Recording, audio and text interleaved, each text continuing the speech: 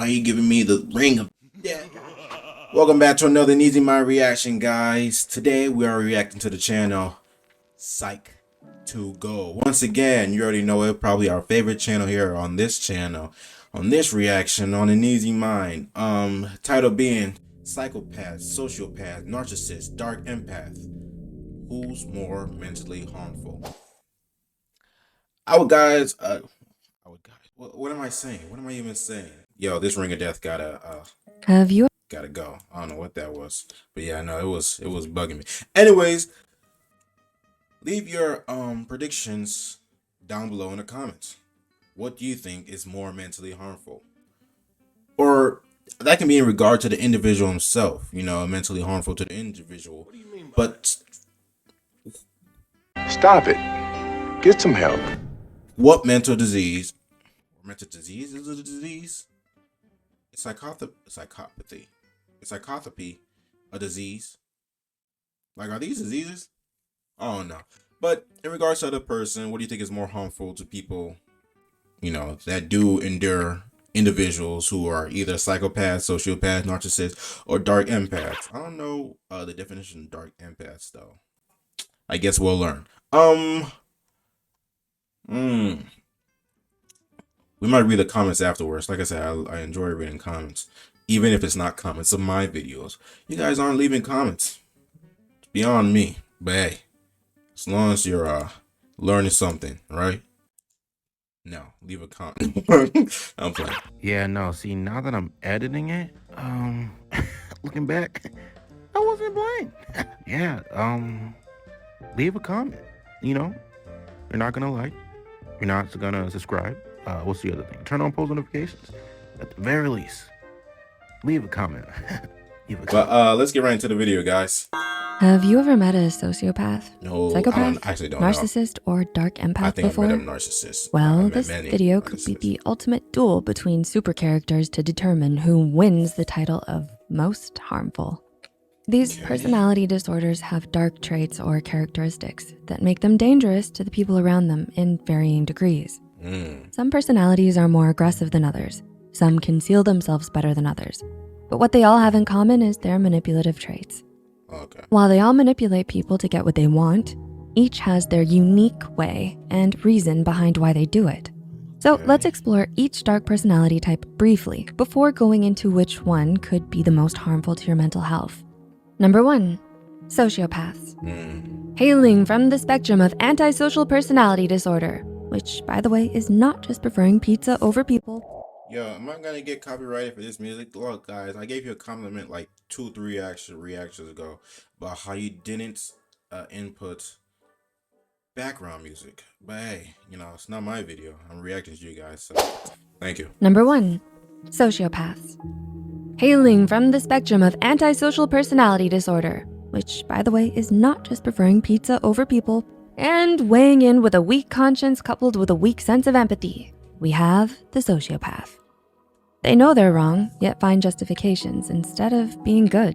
Sociopathy is characterized by, but not limited to, clearly don't care how others feel, attachment issues, unpredictable, hot-tempered behavior. Their low empathy and weak conscience makes lying and disregarding others in pursuit of their own needs easier. When confronted with consequences of their actions, they react negatively by showing spitefulness and recklessness. Sociopathy is a chronic condition that can be acquired by harsh family dynamics, such as parental instability or sexual abuse. Okay, condition is the word to use. It's not a disease, it's a condition, guys.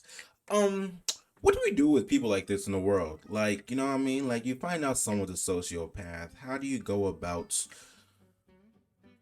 like, you know, you can't just, you know, put them in a pit and, you know, execute them. You can't. Is there any chance of rehabilitation for individuals who relate to this condition, or these, I guess? Like, I don't like to think of them as bad people. I think they're people, well, not bad people, but they do bring about a lot of unfavorable circumstances for other people. And I think that is a problem. You know, they probably do it for, if not a lot, everyone they associate with. But is that such a, an idea, a concept, a label you want to cast onto them? I feel like that just, it might cause them to implode and become even more harmful to other people if they feel like they're being casted away or casted in such light, or rather darkness.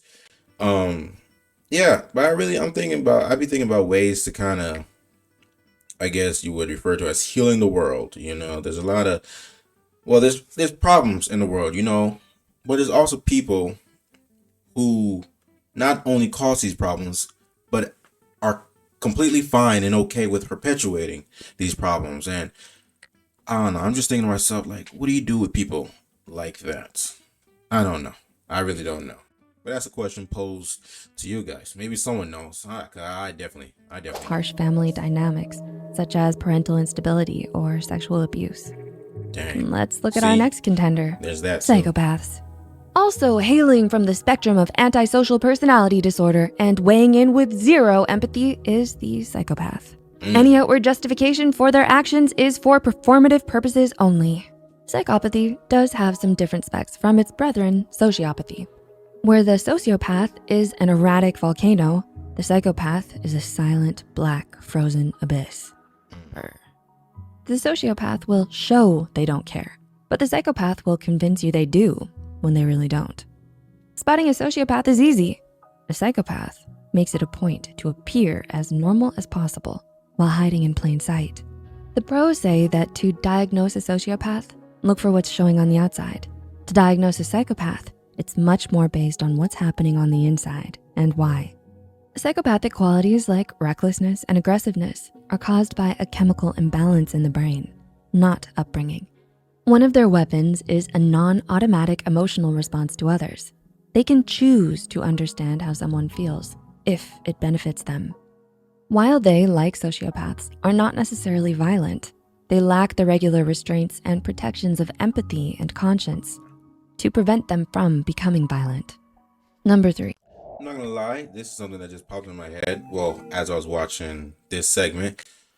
But these illustrations I'm not gonna say it's throwing off, but I think it's kind of makes this,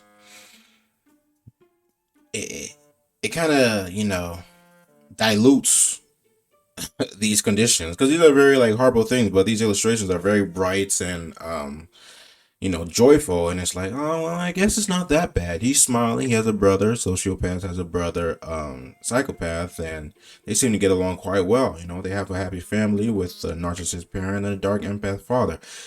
But not like these are actually actual problems. But I was just picking at it. It's just funny, the illustrations that appear in these videos, and then the whole time they're talking about something that's truly tragic. Empathy and conscience to prevent them from becoming violent. Number 3, narcissists. The narcissist is the diva with the most. See what I mean? It's like Number 3, narcissists. That dude is cool. You know what I mean? Like the diamond necklace, although, to each their own. The sunglasses. I mean, he just looked like a cool dude. Like you want to hang out with him. He looks chill vibes or whatnot. The whole time, this guy is a narcissist, and he's probably gonna do everything he can to get what he wants out of you. He'll lie to you. He'll do all the, well, we'll get into it. But my point is the illustration. Great illustrations, but it's just like low-key misleading. To prevent them from becoming violent. Number 3, narcissists. The narcissist is the diva with the most ego. They believe everything is about and for them. But snarking, "You're such a narcissist," when someone acts kinda douchey doesn't mean they have the disorder. To a true narcissist, confidence, limits, and basic affection are now self-superiority, self-entitlement, and the expectation of praise and servitude. In their minds, they get extra because they are extra. Everyone else is a tool, toy, or toaster to be used until they're no benefit to the narcissist. Dang. Then they're discarded. According to one clinically confirmed. I've been watching a lot of the Narcos series, and I gotta say, actually, let me just not say anything just in case. Yeah, I think I'm just gonna mind my business on that one. I have nothing to say on that part. Never mind. Narcissist. Then they're discarded. According to one clinically confirmed case, Narcissism is self-defense in the pursuit of 4 primary goals: fuel, control, character traits, and residual advantages. The fuel is whatever emotion they can evoke from you. Emotion vampires. Narcissists savor every ounce. They enjoy having control over how you feel. They steal character traits, co-opting aspects of another person and passing them off as their own. Money, sex, and contacts are all residual benefits from their supply. This exploitative behavior stems from childhood trauma. It could have been formed by being smothered in protection and placed on a pedestal, or by being in an unstable environment. And now, a surprising fourth, Dark empaths. dark empaths. This term, introduced in a 2021 study, marks this contestant as a yet untested newcomer. In this study, it was discovered that these people tend to score high on empathy, but also high on dark triad traits, like narcissism, Machiavellianism, and psychopathy. The dark empath could be described as a black mirror version of ourselves. They have everything the other personalities lack, especially empathy. Yes, empathy. But the dark empath's empathy is cognitive only. Empathy means if you hurt, I hurt. The dark empath's cognitive empathy means they fully understand the pain they cause. They just don't feel it, even if they've been directly hurt in the past.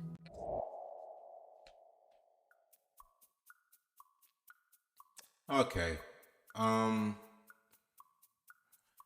Now, this is the moment where I try to reflect and try to understand or see, am I a dark empath? Because Stop it. Get some help. I've looked at the others, those past 3 conditions, and self-diagnosis, whatnot, whatever. But I feel like okay, whatever. Yeah, I looked into those, and I feel like I don't relate to them. Well, to some parts, but it's not like extreme as they've demonstrated in this video. But in regards to dark empaths, I gotta say, for me personally, I don't know. Actually, no, because I do feel like when I hurt someone. What do you mean? These guys are getting slightly disrespectful now. Yeah, no. I definitely feel it. It's not a thought. No, I do. I definitely feel it. Like, I remember I had a tone that I took with a friend of mine, and I regarded their reaction, and that kind of sat with me. I was like, dang, I made him feel the way because I was kind of snarky with my remark in that moment. I was like, dang, I probably could have said that in a nicer comment. But at the same time, it was like, dude, you were working me up, man. Like, I was. But yeah, nah, never mind. I don't relate. Cause they just don't feel it, Although, even if never they've mind. been directly hurt in the past. They intuitively get how others work and feel. So like a thief with all the blueprints and passwords, their manipulations are devastating. For them, with great power comes great wrongness. There's the bell to the round, and the disorder that wins the title of most harmful to your mental health is, honestly, between the psychopath and the dark empath, it's a toss-up. Or is it? The psychopath has the zero empathy attack. They have no restraints of conscience or empathy and take advantage of others without remorse. They relax your defenses by acting outwardly normal. That's dangerous. What about the dark empath then? This could be the most dangerous personality type because the dark empath can intuit, as opposed to study, what other people are feeling. This makes accurate manipulation far easier for them. If you don't believe dark empaths are a thing, the singular type of personality that is most dangerous would be the psychopath, who is unshackled by conscience. However, if you believe that the dark empath is an entity unto itself, then this is the winner. Okay. A video that gave us an actual conclusion. We don't have to sit here and think and talk about, although I guess like I said, it could be a toss up. And you could also disagree with their answer. But oh, brother, this guy stinks! I think, okay, so here's the reason why I had to sit there and think about, relating to the dark empath and whatnot. Because I feel like I have intuitiveness. You know, I have an understanding of what should be said, how it should be said when talking to other people, but I do so in order to comfort the other person. But I think the discretion is made in the choice of whether or not you purposely manipulate the other person. And like I said, I don't think I do. I don't think I purposely go out of my way to try to manipulate the situation, the outcome. I'm actually always questioning for myself of, once a situation arises or a scenario takes place, I question myself in that moment whenever I get to talking to other person, or because I'm very good, excuse me, well, I'm very good at recognizing what the other person needs. And then I often give them what they need, what they want. But I don't do that to kind of gain their trust or lower their defenses.